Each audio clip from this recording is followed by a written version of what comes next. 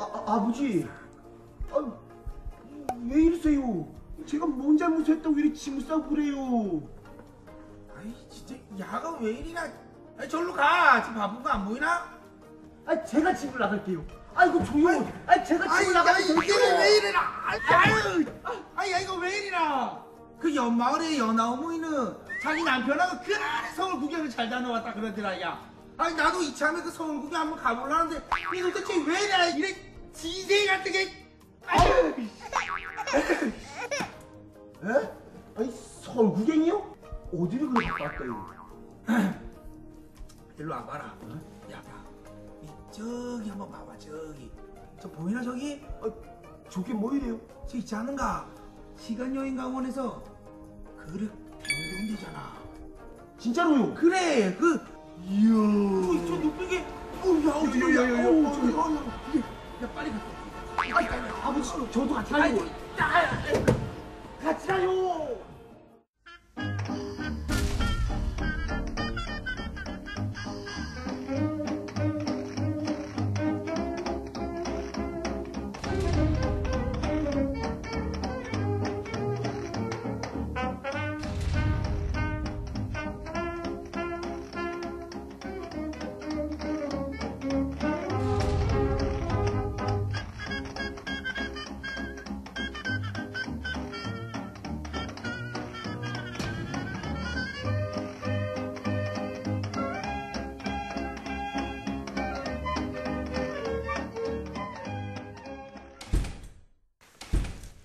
시간여행 강원 오늘은 세상에 그렇게 많이 알려지지는 않은 1910년대의 기행문 한 편을 살펴볼까 합니다.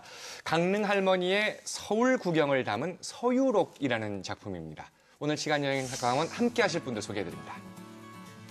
시간여행 강원의 멘토 강원대학교 김풍기 교수님,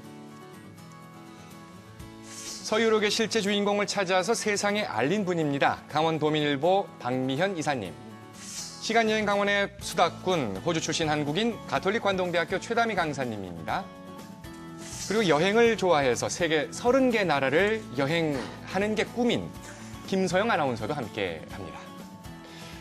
자, 지금까지 뭐 몇 나라를 다녀오셨으니까 김서영 아나운서도 이제 몇 나라만 더 다니면 30개. 한 28개국 정도 그쵸? 갔거든요. 예. 네. 자, 그런 김서영 아나운서가 오늘 시간여행 강원의 주제 키워드를 소개해 주십시오. 네, 오늘은 좀 대놓고 보여요. 보이시죠? 이게 뭘까요? 네, 장난감. 네, 기차.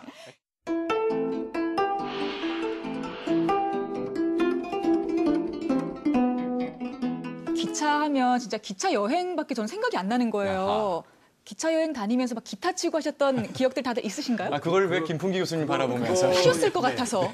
전 뭐 많이 했습니다. 예. 그렇죠. 그만큼 그 70년대 추억일 테니까 아마 그래서 김풍기 교수님 바라보시는 70년대는 아니고 80년대. 그렇게 생각을 하죠. 그 사실 저는 그 기차 하면은 설국열차 여행 영화에 나왔던 이렇게 또 생각나고. 본격으로 얘기하시면 곤란해요. 예. 그 유럽의 열차 네. 좀 소개를 좀 해주세요. 오리엔트 익스프레스라고 하죠. 네네. 그러면은 당분간 쓰지 않은 한 5천만 원 있으면은 얼마든지 타도 되는. 얼마요? 한 5천만 원. 5천만 원. 이거는 움직이는 5스타 호텔이죠. 수준이. 맞아요. 예. 저 사진으로만 봤습니다만은 정말 호텔방처럼 그 객실들이. 네, 그래서 20세기 초부터 네. 있었던 건데 이런 것보다 제 경험에는 그 피레네 산맥. 예. 그리고 안데 산맥, 히말라야 산맥, 그 속에 그 기차 여행이 상당히 많거든요. 예. 그래서 세계적으로 이런 기차가 상당히 많거든요. 우리나라도 언젠가는 이 동해 북부선이 지금 추진 중이잖아요. 그러니까 그게 만약에 된다 그러면 예를 들어서 우리나라 그 동남쪽 끝인 부산에서 출발해서 쭉 해서 삼척 거치고 동해 거쳐서 강릉 거치고 속초, 북한 땅 통과해서 중국, 러시아해서 유럽까지. 그러면 예. 얼마나 좋아요? 얼마나 예. 좋아요. 수학여행. 생각만 해도 아주 수학여행을 행복합니다. 파리로가 이번 주에 뭐 이러면서 가는데 뭐 닷새 뭐 이렇게 기차 안에서 너무너무 좋아요. 오늘의 주제가 서유록이라는 기행문인데 네. 기차 타고 여행을 다녀오셨을까요? 뭐 어떤 상관이 있는 거죠? 오늘의 그러게요. 주제와? 그 서유록이라는 기행문을 예. 쓰신 분이 그 강릉 김씨 할머니예요. 네. 근데 이분은 서울로 여행을 갔습니다. 예. 서울로 여행을 갔는데 걸어서 갔거든요. 걸어서. 예. 네. 걸어서? 예, 걸어서 갔습니다. 근데 왜 기차와 상관이 있느냐? 네. 이분이 서울 가서 기차라는 것을 처음 보게 돼요. 네. 그래서 기차를 타는 경험을 하게 된 거죠. 강릉에 기차가 들어온 게 1930년대 후반, 40년대? 거의 40년대. 네, 예. 40년대죠. 예. 이분이 거기에 이제 전차도 보고 그다음 기차도 보게 되는데 그 전철에 대해서는 어떻게 표현을 하냐면은 번개같이 번뜩이면서 여러 칸이 되는 유리집이 길 위로 굴러다닌다. 그래서 그걸 보니까 정신이 너무 어지러워서 어떻게 표현을 할 줄 예. 모르겠다. 이렇게 그렇죠. 얘기를 했습니다. 직접 그 할머니가 기록하신 네네. 기록문을 글귀가. 네. 표현할 방법이 없었을 네. 거예요. 있는 그대로 그럼요. 표현을 한 거예요. 예. 네. 그 분명 할머니 눈에는 이게 번개 같고 막 정말 그렇죠. 어지러울 만큼 순식간에 같겠지만 지금 생각해 보면 요즘 같은 그런 속도는 아니었을 것 그렇죠. 같거든요. 네. 그 당시 뭐 얼마 정도 빠르기였을까요? 그 당시 처음 이제 기차가 들어온 게 처음에 모형을 갖고 들어온 거잖아요. 네. 그러니까 기차가 직접 들어온 게 아니고 네. 그 당시 주미 대리공사를 지냈던 이하영이라는 분이 철도 모형을 구해와가지고 네. 궁궐에 이제 처음 소개를 했어요. 네. 그런 뒤에 그 서울 인천 간 기차가 아마 제일 먼저 만들어졌을 텐데 그게 이제 1899년이거든요. 네. 증기 기차가 시속이 초기에는 한 15km 뭐 이렇게 네. 났었대요. 그러니까 19세기 후반에 예. 처음에 나왔을 때는 그러다가 1910년대가 되면 한 30에서 40km 사이 이렇게 나왔답니다. 그러니까 아마 할머니가 1913년쯤 보셨으니까 시속 한 30에서 왔다 갔다 하는 정도가 제일 최대 속력이었을 겁니다. 그 정도 지금 생각하면 빠른 게 아니지만 그렇죠. 사실 어마어마한 크기의 그런 화차, 그러니까 객차가 그렇죠. 여러 개를 같이 묶어서 길 위를 달리는 그 정도 빠르기를 본다는 건 네. 당시로서는 상당히 놀라운 일이셨을 겁니다. 네. 자, 19세기 중후반의 모습이 익숙해져 있던 이 할머님께서 강릉에 사시다가 20세기 초에 갑자기 어쩐 일로 서울을 방문하게 됐던 걸까요? 저희가 관련된 이야기를 드라마로 준비를 했습니다. 함께 보시겠습니다.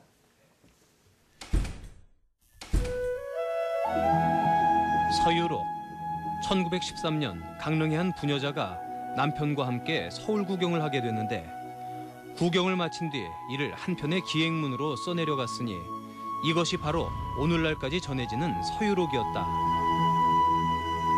20세기 초반 여성 산문의 중요한 사례가 된 서유록. 할머니는 대체 왜 머나먼 서울 땅을 밟고자 했던 것일까?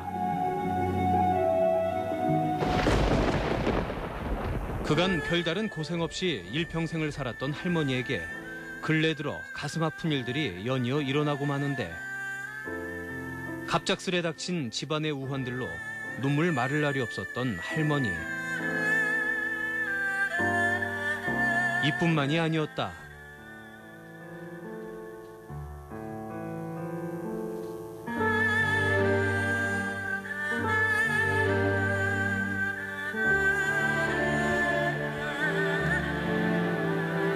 제 볼은 왜 이래요, 어머니? 저도 다른 사람처럼 예쁜 얼굴 갖고 싶어요. 미안하구나, 얘야. 이 어미가 정말 미안하구나. 밖에 나가기도 싫어요.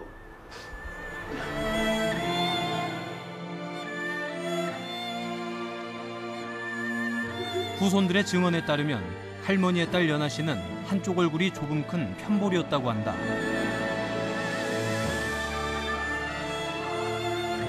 하나야, 내 너를 낳아 눈에 넣어도 아프지 않았거든. 네 얼굴이 나을 수만 있다면 무슨 수를 못 쓰겠느냐. 제 얼굴을 고칠 방도가 있어요? 용환이 형이라도 찾으셨어요?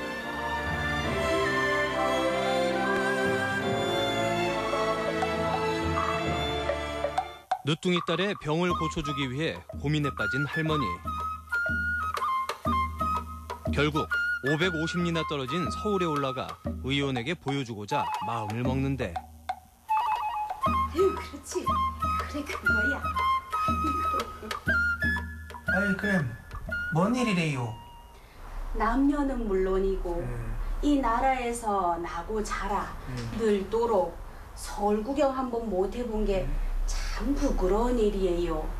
그래 내 이참에 서울 구경을 한번 하고 올 참인데요. 서울을요? 구경도 구경이지만은 연하 몸을 위해서 서울의 유명한 의원을 한번 찾아가 봤으면 좋겠는데요. 연하를요? 아문요. 연하를 서울로 데리고 간다고요? 아유 데리고 가이지요. 연하를 데리고 그 당신의 뜻이 굳건하니 아이 데리고 갔다 와요. 아유 정말이세요? 대신 나도 같이 감세. 아, 같이요? 아이고 같이 가면 저야 좋지요. 그래요. 그렇게 할머니는 남편과 딸을 데리고 서울로 떠났으니 그때 나이 52이었다. 그래 오늘 우리 연하 몸도 고칠 겸 서울 구경 시작하자꾸나. 그래요. 어서 가시지요. 예.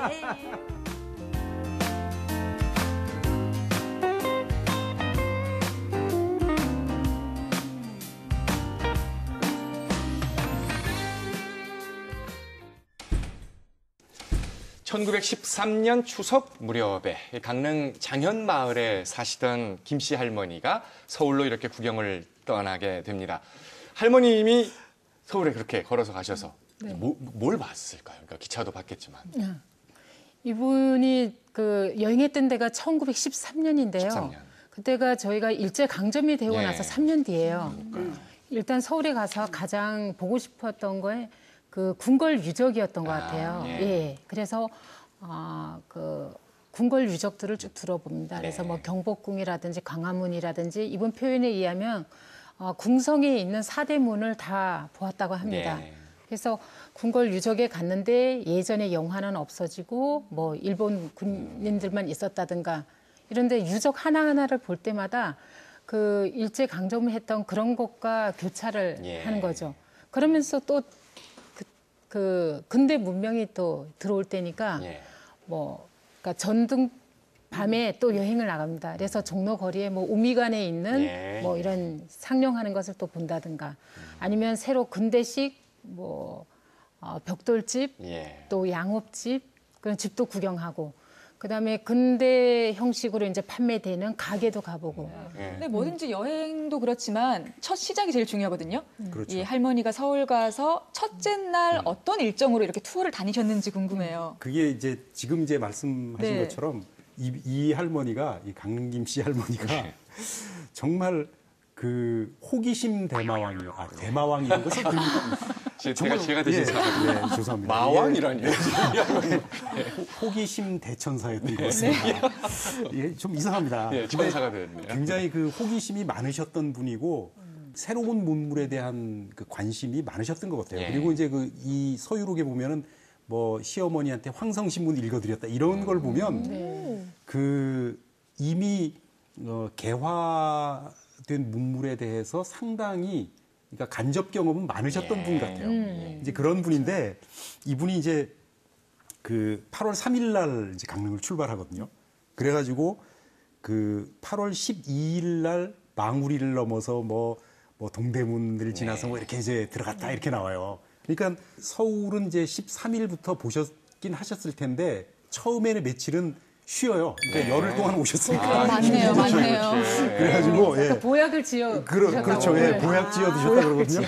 그러니까 그렇게 이제 좀 쉬시고 그리고 8월 15 이게 다 음력입니다. 지금 네. 날짜가. 네. 그러니까 8월 15일이면 추석날 아닙니까? 네. 추석까지는 그 이제 그 아는 분 댁에서 머무르면서 추석을 지내고 첫 구경이 이제 16일 예. 날 이제 서울 구경을 이제 본격적으로 이제 나서신 거죠.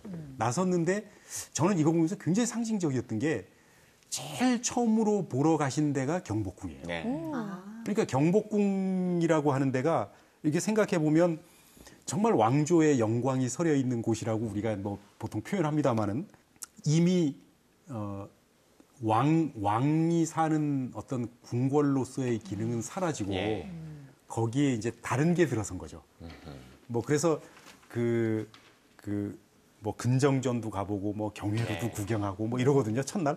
그래서 이제 그런 데를 쭉 돌아보고 나서 그다음에 이제 중학동에서 점심을 자시고 오후에 이제 종로를 지나서 돈의문을 빠져나와 가지고 독립문 예터를 방문합니다. 예. 그러니까 약간 저는 느낌이 어떠냐 하면 일제 강점기를 맞이한 어떤 약소국의 한 지식인이 그러니까 할머니라기보다는 어떤 한 지식인이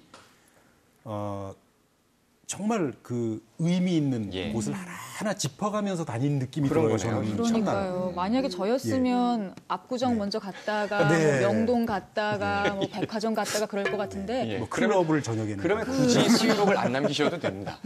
김정환은 그런 기록이 안 남기셔도 되고요. 그래서 그런 거 생각하면 이 서유록을 이렇게 읽으면 정말 그 할머니의 어떤 그 마음이 그냥 평범한 할머니 같은 생각은 안 들어요. 전혀. 근데 오늘 키워드가 이제 기차였는데 기차를 보고 놀라셨던 이 할머님. 그러니까 실제로 걸어가셔서 교통수단에 대한 체험들도 기록이 분명히 있으실 것 같아요. 예. 이분 기록에 보면은 뭐 인력거. 그다음에 자전거. 그때는 자전거. 그다음에 전철. 그다음에 기차. 여기에서는 화륜거라고 표현이 돼 있어요. 그리고 이분이 새로운 교통수단에서 접하게 되는데 이분이 서울을 떠나기 바로 전날 인천을 가게 돼요. 근데 인천에서 증기선을 보게 되는 거죠. 근데 이 증기선이 서울에서 기차를 타고 부산을 가게 되면 부산에서 배를 타고 주문진에 온다. 그래서 하루 만에 강릉에 올 수 있다. 이런 표현이 나오거든요. 그러니까 이분 직접 타지는 않았지만 자기가 멀미도 심하고 한데 본인이 이제 어렸을 때부터 이제 가마멀미가 있고 몸이 허약했다고 얘기하거든요. 가마멀미요? 가마멀미 예전에 가마멀미도 있었구나. 가마멀미가 있을 정도로 굉장히 허약한데 과연 내가 하루 만에 이 기차를 타고 배를 타고 이렇게 올 수 있을까? 그런 얘기를 한다는 것 자체는 사실은 그렇게 하고 싶다라는 거를 이렇게 내포한다고 생각을 해요. 굉장히 진취적인 것 같아요. 모험심이 강하고. 그리고 19세기 말 제가 알기로는 1890년대 서울에 있는 큰 건물마다 그리고 공전마다 전기가 들어왔거든요. 전기불이나 전화기도 들어와 있었고 그런 언급 안 하시던가요? 밤거리에 서울 밤거리를 구경을 합니다. 근데 강릉에 전등이 들어온 게 1929년이거든요. 정말 상상도 할 수 없는 건데 그런 휘황찬란한 그런 걸 보고 이제 만감이 교차를 하게 됩니다. 1929년? 아닌가요? 우리 동네는 1970년대 말. 얘기하다 보니까 제가 지금 웃는 건 혹시 지역 때문에 웃는 거 아니에요? 다른 생각하다 웃는 겁니다. 아니, 혹시 그러면 지역 때문에 웃으시는데 다른 생각하느라고. 강릉 읍내가 29년인가 보네요. 알겠습니다. 자, 오늘의 시각으로 보니까 이제 아주 생소하실 수 있고 좀 의아하실 수 있는데 우리 당시로 한번 돌아가 보죠. 함께 우리 김씨 할머니를 따라서 서울 구경, 서울 나들이 함께 좀 가보시겠습니다. 드라마로 재현을 해봤습니다.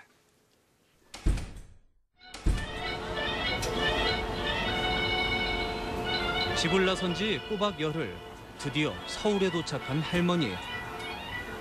번화한 거리를 보고 크게 놀랐는데 아유, 집 나서면 객질하더니 아유, 집 나온 지 열흘 만에 드디어 서울에 도착을 했구만. 아니 근데 저거는 뭔가 그렇지 화륜거네 그려. 화륜거는 번개같이 달아나고 인력거며 자전거는 북같이 왕래하니 이것이 바로 서울의 모습이었다. 서울에 도착한 지 나흘째 되던 날 본격적인 서울 구경이 시작됐는데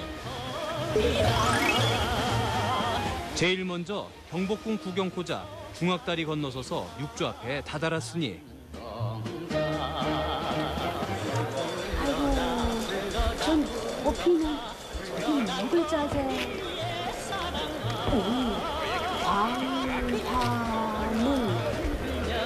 경복궁 안 커다란 누각 경회루며 임금이 계신 창덕궁을 바라다보며 신기함에 입을 다물지 못했던 할머니. 다음 날도 할머니의 여정은 계속됐으니 그곳은 바로 동물원. 아이고 세상, 평생 구경 못한 동물들이 가득하네야. 뭐 고래이, 원새이, 낙타, 앵무새. 아이고 세상에나. 허나 여행 중에 웃을 일만 있었던 건 아니었다. 할머니가 울분을 터뜨렸던 곳도 있었으니 내 청독부를 만경하니 2층 양목 돌집이라.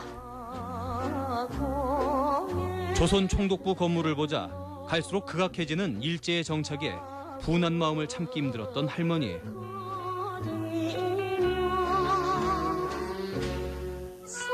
할머니는 신문명으로 화려한 현장들도 두루두루 구경했는데 지금의 명동성당, 영화관이었던 우미관, 학교, 경기도청 등도 눈에 새겨 넣었다.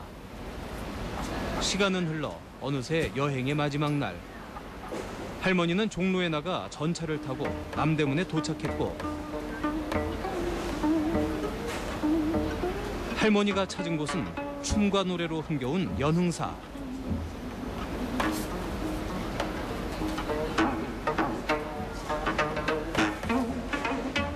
아이고 이리 즐거울 수가 있나.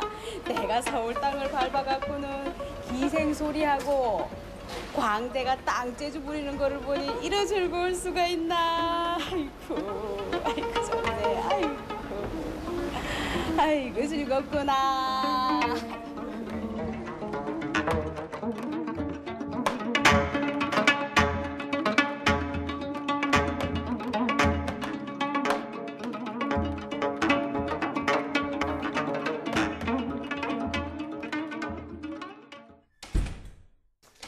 뭐 100년 전이나 또 지금이나 그 서울 구경할 때의 어떤 기본적인 관광 코스는 또 크게 다르지는 않다는 생각도 하게 되네요. 뭐 경복궁이라든가 또 뭐 독립문이나 창경궁 같은 이런 그 역사적 유적을 이제 할머니도 방문하게 되는데 뭐 여러 가지 감회에 또 젖으신 것 같아요. 그렇죠. 이 기록을 보면. 네. 제가 굉장히 그 인상적으로 봤던 건 어떤 거냐면 창경궁에 대한 이야기입니다. 그러니까 창경궁이라는 게 아시다시피 원래 이게 궁궐이었다가 그렇죠. 그 일제 때 창경원으로 격화됐었죠. 그랬는데 이 그 창경궁이라고 하는 데가 정말 어떻게 보면 우리로서는 그 조선 왕조의 역사가 서린 곳인데 예를 들면 뭐 우리가 뭐 대장금 얘기 많이 하지만 중종이 대장금에게 진료받던 데도 창경궁이고 또 무슨 뭐 그 사도세자의 뒤주 사건도 창경궁에서 일어나고 이게 역사의 현장이거든요. 그런데 이 창경궁을 이제 창경원으로 격화시키면서 여기에 명분으로는 고종 이제 왕위에서 물러난 고종을 위해서 구경거리를 만들어드리겠다 이런 명분으로 거기에 동물원을 만들고 식물원을 같이 만들어요. 그런데 이 식물원을 만든 데가 춘당대입니다. 이 춘당대가 어디냐면 조선 선비들한테는 아주 그 중요한 데죠. 이게 과거 시험 치르던 데거든요. 그런데 거기를 식물원으로 만들어 버린 거예요. 그 한 나라의 궁궐을 그런 말은 자기들 문명을 자랑하는 장소로 그냥 교체시켜 버리는 거죠. 이게 이제 가장 어떻게 보면 끔찍한 문명 학살인 것이죠. 이제 그런 현장을 보면서 물론 이제 이렇게까지 이제 섬세하게 기록하지는 않지만 굉장히 착잡한 마음 같은 거를 많이 느끼셨던 것 같아요. 이분이. 이 할머니가 사실 이 서울 여행을 한 큰 이유 중에 하나가 이제 딸의 그 편볼을 고치려고 하는 거였었거든요. 거기 서유록에 보면 이게 볼을 고치려고 이제 그 했던 건데 거기 이제 서유록 보면은 그 일본 유학생 출신 뭐 안상홍가 하는 그 의사한테도 찾아가 보고 또 무슨 저 대한의원이라는 데도 가보고 또 제중원이라고 쓰는데 이게 이제 세브란스 병원 전신이거든요. 현대식 병원을 다 찾아다니시는 거예요. 그때는 이미 이제 세브란스로 바뀌었는데 이제 할머니는 옛날 이름은 그냥 부르는 거죠. 제중원 이렇게 부르는 건데 세브란스도 가보고 했는데 끝내 이걸 못 고치세요. 그래서 제가 이게 서유록에서 이제 그 딸은 결국 못 고쳤다 이런 거 보면서 너무 가슴이 아프더라고요. 맞아요. 아이고 참. 예, 그래서 한편으로는 막 즐거운가 호기심 넘치는 여행이고 또 한편으로는 막 그 슬픔과 분노에 찬 여행이기도 하지만 동시에 너무 딸 때문에 가슴 아픈 여행이기도 했던 그런 여행이었었어요. 결국 치료를 못 받은. 그렇죠. 못 받으신 거죠. 강릉에 그럼 같이 또 돌아왔을 거 아니에요, 나중에. 그 따님은 그러면 어떻게 되신 건가요? 그 딸이 그 구치기에서 여행한 거 같이 어머니랑 부모, 엄마, 아버지랑 같이 여행한 게 14살이거든요. 근데 14살인데 안타깝게도 이분이 그 위에 결혼은 하는데 4년 만에 이분이 돌아가시게 돼요.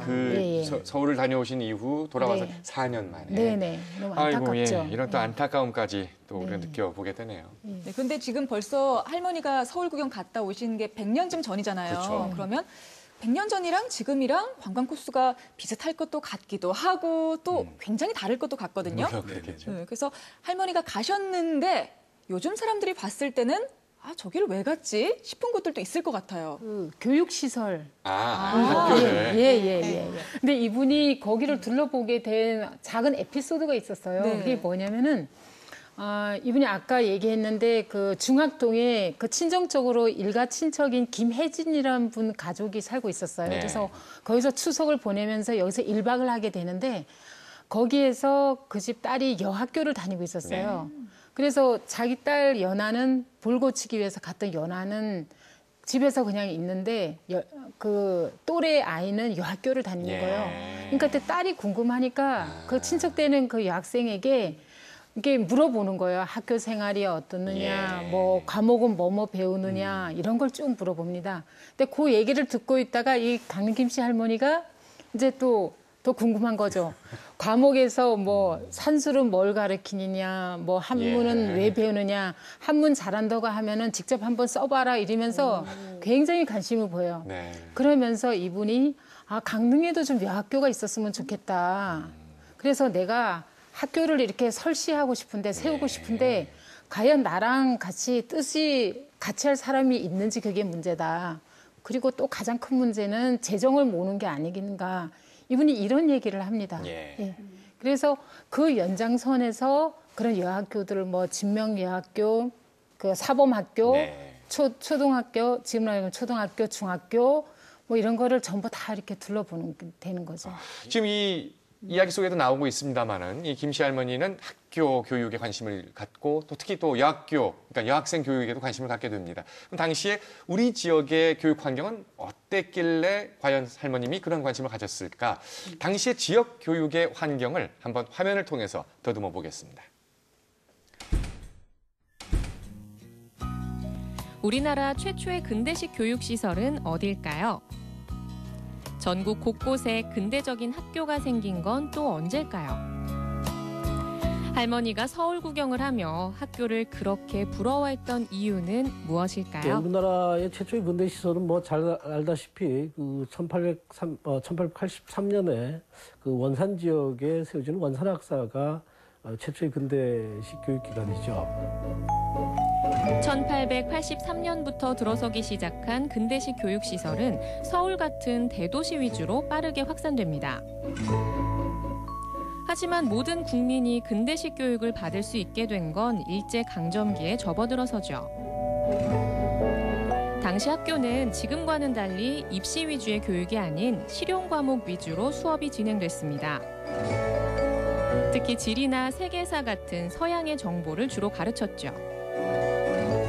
서울은 우리가 잘 알다시피 지금 이하여자대학교의 전신인 이화학당이 이제 1866년에 세워지고요. 그 이후에 뭐 등등 많은 이제 근대식 학교들이 세워지는데 대부분의 이 학교들이 다 이제 선교사들이 들어와서 세우죠. 당시에 이제 주로 교과목들이 이제 그 역사와 관련된 것들을 많이 가르칩니다. 그다음에 이제 지리와 관련된 것들. 특히 이제 우리의 경우는 이제 서양에 대한 정보들이 거의 없었던 상태고, 그래서 이제 그 선교사들이 세운 학교들은 그런 교과목을 통해서 서양에 대한 정보, 뭐 지리 정보든 역사 정보든 이런 것들을 이제 우리 한국 사람들에게 인식시켜 주려고 하는 그런 목적들이 있었고요.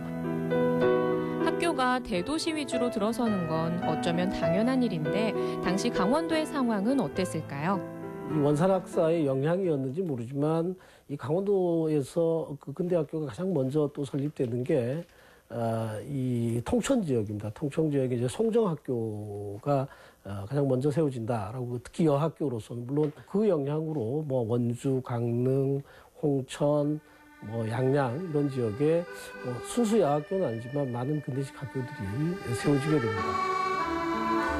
강릉에도 동진학교와 초당 영어야학 등 근대식 학교가 세워지지만 여성의 입장에서 서울과 비교하면 교육을 받기가 너무나도 어려운 상황. 할머니가 부러워할 만했습니다.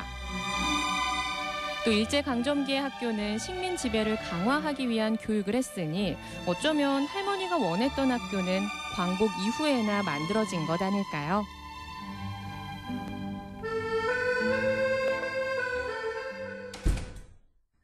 지역에는 이런 여학생들을 위한 학교가 전혀 없는 상태였어요? 지역이랑 서울이랑 차이가 많이 났나요? 예, 강릉에서 중등학교가 만들어진 거는 1930년대예요. 중등 자체가 그러니까 네네. 여성을 위한 그렇죠. 학교라면 그러니까 국립학교로 해가지고 뭐 있긴 있었지만 여학생들이 소수였었고 어쨌든 여성을 위한 이런 중등기관, 중등교육기관은 1940년대에 만들어졌으니까 이분이 실제 이런 달라진 그런 환경을 보면서 받은 문화적 충격에서 그런 이야기를 들으면서 이제 교육을 꿈꿨다는 거는 그러니까 1910년대 초중반 같은 경우에는 강릉이 이제 어떤 상황이었냐면 1900년대 초에 동진학교라고 이제 있었고 그다음에 그 우양학교가 1906년입니다. 1906년에 설립이 됐고 이제 초당학교도 1906년이고 그리고 화산학교 이게 1909년이거든요. 그러니까 이 할머니가 보셨을 만한 학교는 그 정도예요. 근데 이게 국립이나 공립이 아니고 기본적으로 사설 아주 규모가 작은 사설 학교거든요. 그러니까 학동들 그저 몇 명 놓고 이렇게 가르치는 이런 수준에서 이제 조금 이제 할머니가 있었을 때는 좀 커졌을 규모가 조금 커지긴 했지만 여전히 작은 규모의 사립학교였을 텐데 그런 어떤 강릉의 교육 환경을 우리가 생각한다면 이 할머니가 가지고 있는 그 어떤 교육에 대한 그 계획이나 생각 같은 게 이게 상상을 초월하는 거죠. 그거는 아마 아까 이제 황성신문 말씀도 드렸습니다마는 황성신문을 읽을 정도면 이게 굉장한 그 지식인이거든요. 그 당시에. 그러니까 그런 정도의 식견을 그러니까 꾸준히 독서나 아니면 뭐 신문을 읽는 거나 이런 걸 통해서 계속 키워 오셨던 분인 것 같아요. 그러니까 이분이 왜냐면 서울 구경 중에서 학생들이 무리지어 다니면서 학교를 하는 모습이 서울 구경 중에서 제일 대단하다. 이러면서 그 얘기를 쓴 적이 있죠. 이렇게 할머님이 남기신 기행문 한 편이 우리에게 이렇게 많은 걸 느끼게 해줍니다.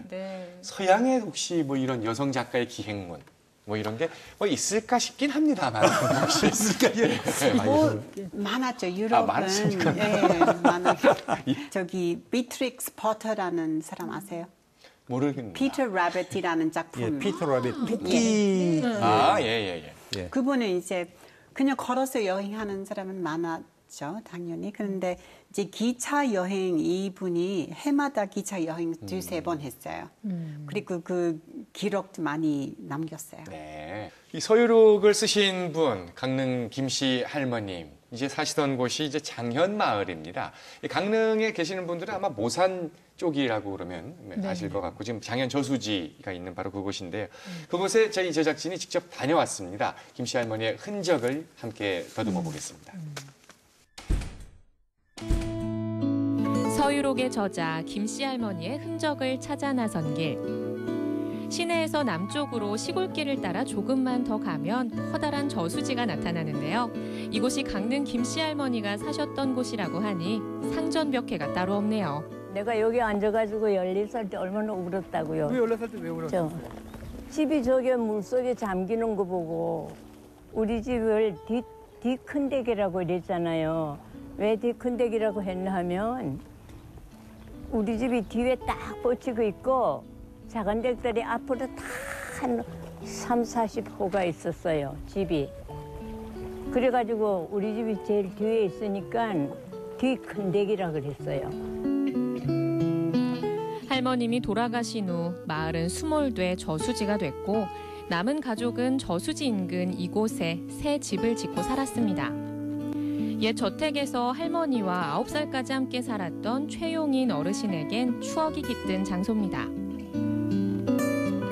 요거 항상 슬픈데 옛날 생각하면 그 할머니가 사랑채하고 안채하고 그 사이에 세 방이라고 방을 꾸며가지고 사랑하고 이렇게 가까운데 계셨어요. 항상 방에는 이런 책상을 놓고 책을 지게 놓고 책을 많이 보시고 또 쓰시고 그런 게 기억에 나거든요. 항상 앵두가 이제 5월 단오 무렵이면 앵두가 있잖아요. 그러면 그 앵두나무 안쪽에 우리 집 쪽에는 앵두가 그렇게 익은 게 그냥 있고 바깥쪽에는 앵두가 다 없어져요. 지나가는 사람들이 다 먹잖아요. 그러면 그게 안타까워서 우리가 막 쫓아 들어와가지고 할머니 저 누가 저 앵두를 또 따간다고 와서 일러요 우리가. 그럼 할머니가 웃으면서 그 밖에 앵두는 동네 사람들 앵두라고 이래요. 그래 그 앵두는 동네 사람들이 따먹는 거라고 이 안에 앵두만 해도 시커멓고 과일이 많은데 그걸 뭘 아까워서 너희들이 그러냐고 그렇게 이제 마음이 아주 너그럽거려요. 그 서울 구경 갔다 오셔가지고 느낀 게 많잖아요. 서울에 가서 그 여자들이 학교 다니는 모습 이런 거 보고 참 그래 어떻게 강릉에 와서 이 여자들의 교육을 어떻게 시켰으면 좋을까 그런 생각도 많이 했어요. 환성신문인가 뭐 그런 신문이 있었대요. 그런데 그런 것도 갖다 보시고 책을 많이 읽으시고 어쨌든 내가 생각하는 그 할머니가 아주 참 준엄하시고 이 세상을 보는 이 생각이라든가 뭐 이런 게 그냥 보통 할머니하고는 좀 달랐어요. 할머님을 모신 산소입니다. 개인적인 행복보다 힘없는 나라 걱정에 늘 무거운 마음으로 사셨던 할머니. 할머니야말로 진정한 애국자가 아니었을까요? 서유록을 쓰신 이 김씨 할머니는 강릉에서 서울까지 걸어서 이제 가잖아요. 우리가 뭐 조선시대, 우리 이 시간을 통해서 가끔 얘기하지만 서울까지, 한양까지 당시에 조상들이 늘 다녔을 겁니다. 20세기 초에도 이렇게 걸어서 갈 수밖에 없었던 게 현실인데 어느 길로 어떤 여정을 거쳐서 갔을까도 사실 저는 궁금하거든요. 그게 그 강릉 분들이 서울 갈 때 가는 그 길하고 동일한 것 같아요. 예. 같은 길이었었고 여기서 이제 대관령을 넘어서 뭐 진부로 해서 횡성 문막 뭐 횡성 이런 식으로 그쪽에서 양평으로 해서 망우리로 해서 이렇게 돌아가는 코스. 그렇게. 가다가 그 영동 고속도로의 전신이었죠. 예전에 그 서울과 강릉 간에 길을 개척을 했던 고형산이라는 분이 계세요. 그분이 이제 화상이 돌로 된 그분의 화상이 있는데 거기에다가 돌을 이렇게 던져서 그 화상 위에 올라가면은 과거 시험에 합격한다는 그런 속설이 있었대요. 그래서 이분이 거기다가 거기를 지나가면서 그 선조들이 이 길을 과거 시험을 보기 위해서 얼마나 많은 사람들이 다녔거며 거기를 다니면서 돌을 던지면서 과거 급제를 기원을 했을까 이런 걸 떠올리거든요. 그러니까 강릉에서 서울로 갔던 옛길 그 코스 그대로 이렇게 가셨던 거죠. 저도 그 일화가 되게 인상적이었는데 그게 이제 그 고형산이라는 분 저는 이게 읽으면서 궁금하더라고요. 화상을 그려놨다 그랬는데 그게 선바 위에 그려놨다니까 바위에다가 이렇게 그린 거거든요. 머리 있는 부분이 이렇게 튀어나왔든지 뭐 이랬나 봐요. 바위가 돌을 던져서 그 위에 돌이 딱 올라가면 과거급제한다는 거예요. 그러니까 아마 뭐 한 몇백 번씩 던졌을지 모르죠. 합격하려고. 그 얘기를 하면서 뭐라 그러냐면 그 우리 증조부께서 진사를 하셨는데 분명히 여기 지나가시면서 저 던졌을 거다 이러면서 이제 그 얘기를 써요. 그래서 저도 그 서유록이라고 하는 책 자체가 굉장히 다채로운 것들을 그리고 있지만 이렇게 일화라고 할 만한 게 그렇게 많이 없거든요. 그런데 이거는 굉장히 재미있어요. 저도 이거 읽으면서 야, 저렇게 돌을 던지면서 아 맞아 우리 증조부께서도 그러셨겠지 이런 거 생각하면 참 되게 재밌더라고요 이게. 아 그리고 강릉 분이잖아요. 네. 혹시 단오제에 대해서 쓰신 건 없어요? 아 이분이 그 단오 이제 추석 무렵에 출발했기 때문에 단오랑 뭐 직접적인 건 아니지만 저희가 단오제 할 때 그 국사선왕신을 이제 대관령 거기에서 모셔오잖아요. 그렇죠. 그래서 이분이 그 서울로 갈 때 그 대관령 국사선왕신을 모신 곳에 가서 기원을 합니다. 예.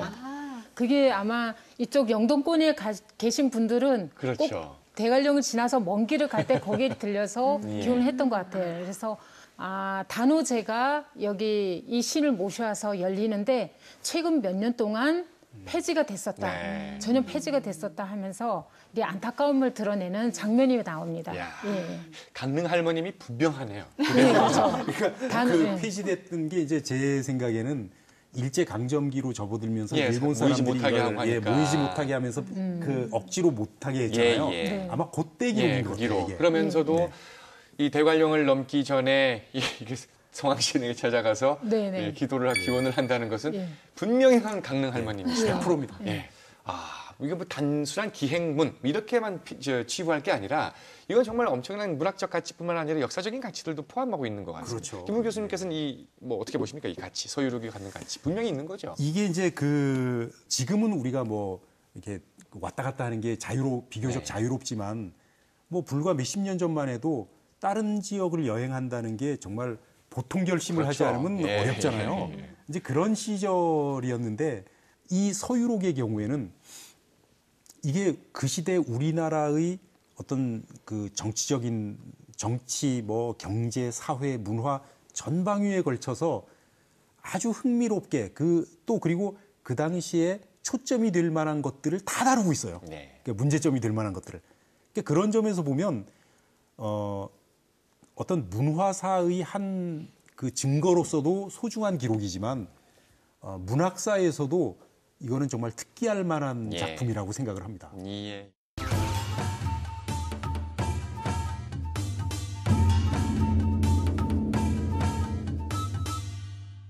시간여행 강원의 마지막 순서입니다. 역사 가정, 역사 스토리 이프 시간인데요. 오늘은 서유록의 주인공 강릉 김씨 할머님을 모시고 오늘날로 한번 오죠. 오늘날로 모셔서 21세기 2016년 이 시기에 서울로 한번 모시고 간다면 할머님은 뭘 보면서 또 가장 크게 좀 놀라셨을까요? 김서영 아나운서는? 일단 뭐 그냥 길거리 딱 보면 우리 옷차림을 보고 가장 놀라실 것 같고요. 옷차림. 네. 그렇구나. 요즘 많이 화끈하잖아요. 네. 근데 이런 것과 별개로 저는 할머니를 모시고 병원 구경을 좀 시켜드리고 싶어요. 아무래도 이 딸에 대한 아픔이 있잖아요. 그래서 지금의 의학 기술이라면 충분히 아마 완치를 하지 않았을까 싶어서 병원 투어 꼭 해드리고 싶습니다. 김서영 아나운서가 오늘 이렇게 또 흐뭇하게 훈훈하게 마무리를 또 해주시. 맞습니다. 오늘 다시 보게 됩니다. 너무 공감하는 이야기예요. 갑자기 또 같이. 아니 왜냐하면 아까 말씀드렸듯이 굉장히 또 한편으로는 가슴 아픈 여행이었기 때문에 그거를 치유해주는 발언이었던 것 같아요. 정말. 어쩌면 지금 김서영 아나운서의 이 따뜻한 발언을 먼저 하시고 싶었던 마음이지. 습관이 먼저. 그럼 이번에 박면 이사님 직접 한번. 이분은 스스로도 본인이 이제 구경 욕심이 많은 분이라고 얘기했거든요. 그래서 가장 그 첨단의 그런 문화를 갖고 있는 전자 쇼 하는 곳, 뭔가 새로운 이게 문명 레이저 쇼를 하는 곳, 뭐 그런 것, 그런 것과 함께 이분은 이제 교육을 꿈꿨던 분이기 때문에 그 대학의 캠퍼스, 저는 두 곳으로 좀 안내를 해드리고 싶습니다. 좋은 데를 다 모시고 합니다. 가마 멀미가 있으셨다는 분이. 그러면 레이저쇼 여기 하나 붙이고. 맞네요. 붙여드리고. 여기 귀 아래쪽에 붙이는 귀 아래쪽에 붙이고. 최남희 교수님은 어떠세요? 지금 오늘 우리가 함께 얘기한 우리 김씨 할머님을 오늘날로 모셔서 서울 구경을 시켜드린다면 어디서 가장 뭐니 해도 이분이 교육에 대해서 관심 많으셨던 것 같아요. 그리고 대학교 언급하셨죠. 근데 저는 초등학교, 중학교, 고등학교에 대해서 관심 그런 제도 보고 많이 놀랄 것 같아요. 네. 왜냐하면 요즘은 초등학교 안 다니는 사람은 없고 중학교 안 다니는 사람 없고 고등학교 안 다니는 사람 없어요. 김풍기 교수님은 어떻습니까? 뭐 저는 사실 모시고 가고 싶은 데가 많습니다. 아까 뭐 레이저 쇼도 말씀하시고 뭐 했는데 사실 그런 데를 총 이렇게 집결해 놓은 데가 역시 그 클럽 아니겠습니까? 네. 뭐 이제 그런 데를 가셔도 할머니가 뭐 굉장히 재밌게 노셨겠지만 저는 방송국을 한번 모시고 가면 어떨까? 네. 진짜 놀라시겠네요. 정말 놀라시게. 테레비 속으로 뒤로 가실 겁니다. 아마. 이 속에서 사람이 어디 나오냐 이러면서. 네. 네. 그리고 이 소리가 왜 여기서 나와? 뭐 그리고 이렇게 녹화해가지고 한번 딱 틀어드리면 야, 내가 언제 저 들었지? 이렇게 하실 것 같아요. 진짜 이 프로그램 시간여행 강원에 한번 게스트로 특별 게스트로 모시는 모습 여기에 정말 괜찮겠다. 대박입니다. 네. 할머님이 오늘날을 사셨으면 또 분명 SNS나 또 블로그 활동을 통해서 멋진 파워 블로거 내지는 또 파워 SNS 활동가가 되셨을 것 같고 또는 멋진 여행 작가가 되셨을 것 같고 우리 사회에 영향력을 미치는 여행 작가가 되셨으리라 믿습니다. 평소에 저희가 뭐 책을 다루기도 합니다만은 이 책 꼭 읽어봤으면 좋겠습니다. 이런 말씀 드리는 건 처음인 것 같습니다. 오늘 강릉 김씨 할머니의 서울 구경 나들이를 기록한 서유록 이 작품은 우리 모두 한 번쯤 꼭 읽어봤으면 좋겠네요. 시간여행 강원 오늘은 여기까지입니다. 고맙습니다.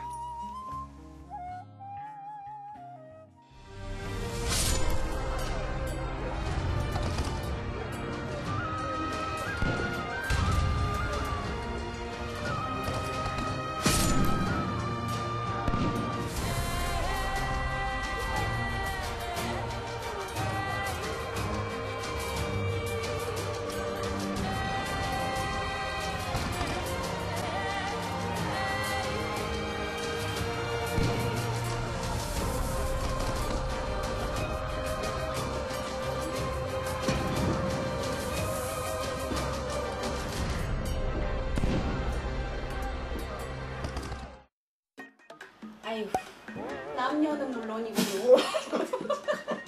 죄송해요. 어떡하지? 왜 눈을 이렇게 또. 내가 표정 연기라는 거 왜 그래? 아 참.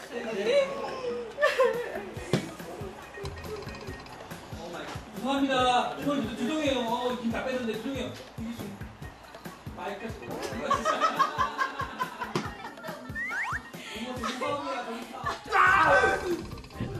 아이 지금 야가 왜 이리나 바지 트레이 다 벗겨지게. 야, 이 왜 나타나? 왜? 저 아들을 그냥 내가 진짜 빨리 봐.